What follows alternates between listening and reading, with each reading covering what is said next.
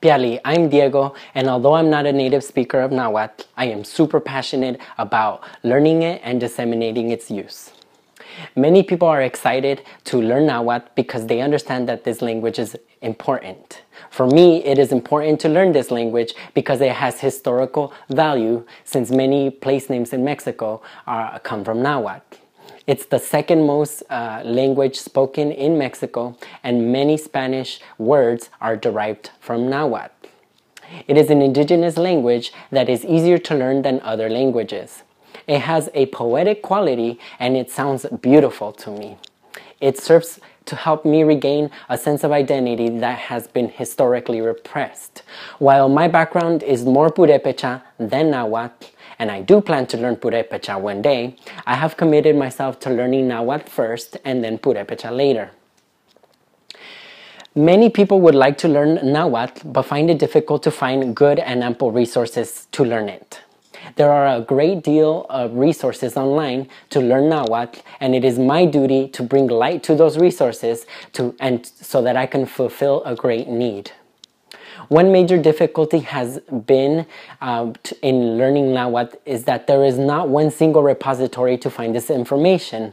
Another major difficulty has been that since this language is highly variable based on region, there is not one authoritative source that will teach every possible variation. Nevertheless, my intent with this video is to help you find resources and guide you on how to use them. I will provide you with 8 strategies with ample resources that will help you on your journey to becoming a speaker of Nahuatl. First, I recommend that you learn classical Nahuatl grammar from the sources that I have included in my document with this video. These are the most practical and useful resources that actually have exercises that you can practice. Now, you may be wondering why I'm recommending that you learn classical Nahuatl first. I recommend it because learning classical Nahuatl gives you great insight into the structure of the language. Classical Nahuatl is well documented, standardized, and regular. The major problem with today's modern varieties is that they are not yet standardized. The modern varieties vary from region to region, so texts represent more informal use of Nahuatl and have more irregularities. As a beginner, you want to get a good feel on how the language is structured and how sentence construction works. Learning classical Nahuatl is good for this, and while some words and definitions have changed, there is still enough overlap in meaning that you can figure out what the modern varieties mean with your knowledge of classical Nahuatl. Be aware that since Nahuatl is not yet standardized, that you will find different alphabets that represent the sounds of the language. There are many variations, but there are 2 main alphabets that are currently in use. The first is the classical alphabet, which basically uses writing conventions that stem from Spanish. That writing convention was invented in the 1500s by priests who spoke Spanish, and so therefore this alphabet is the alphabet that they were most familiar with. The second alphabet is called the practical alphabet, which is a modern convention that is more generally used by native speakers of the language because it tends to represent the sounds of Nahuatl a little more closely. Either way, be prepared to see these 2 different alphabets and be flexible. You will see that they both work in their own way. Second, I recommend that for every chapter you memorize the vocabulary. This is extremely important because you can't speak a language if you don't know the words. So for each chapter that you learn, make sure you create flashcards and that you memorize them. Do the exercises in the books and even create sentences on your own. I use Brainscape.com to create my own flashcards digitally. It allows me to practice on my iPhone, on my iPad, on my Mac, anywhere that I have internet access. There are other sites out there like Quizlet, so just Google online and look for flashcard creating websites online. Third, I recommend that you use an online dictionary. You can also buy printed dictionaries. You can find some of the dictionaries on the Facebook groups. In this document that is associated with this video, I have included links to dictionaries. My fourth recommendation is that you look for YouTube videos that will teach you how to pronounce words in Nahuatl. There are numerous Nahuatl videos, YouTube videos. You just have to search for them. Search Nahuatl or Nahuatl or Nahuatl, and other variations. There are songs, movies, dialogues, other instructional videos on how to learn Nahuatl. Make sure that you check out the links associated with this video, because I found a lot of YouTube videos on there.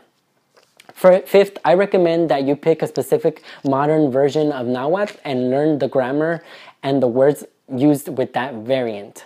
I chose to learn the version from Guerrero, but you can choose whichever version you feel most familiar with and that you are most likely to run across. You can find ones that have literature with direct translation so that you can infer the meanings of words. You can search for these PDFs online, and for each specific variant, I included some of those links in the video below this video. Sixth, I recommend that you find a version of the Bible in Nahuatl. I found at least 8 or 9 versions online. And although I'm not a religious person, I do see the value of these audio versions of the Bible as instructional tools. I have included the link to the Guerrero version in the document below. Make sure you Google the English or the Spanish translation so that you can look for the direct translation, and you can go passage by passage and figure out what the meanings of words are by correlating the passages.